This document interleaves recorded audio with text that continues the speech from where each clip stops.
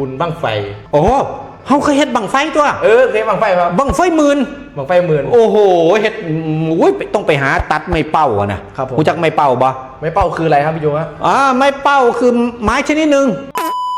ไม่คืนมาอย่างว่าภาษาไทยเอารูปคืนไม้เป้าก็เอาไม้เป้ามาตัดแล้วก็เอามาเผาครับผมแล้วก็ใส่ดินปืนแล้วก็เอามาตำแล้วก็เอามาใส่ในล่ำอันยังก็ล่ำไผ่เนาะไผ่แล้วเขาก็ตอก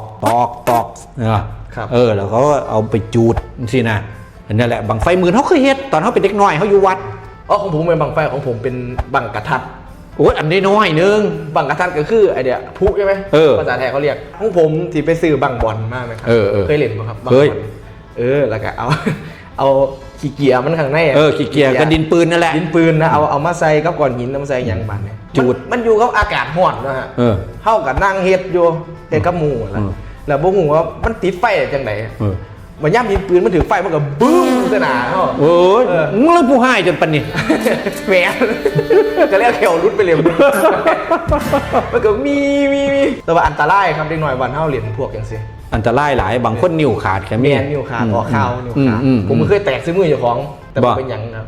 ผมเก่งยังแตกบังกระทานบักคามไง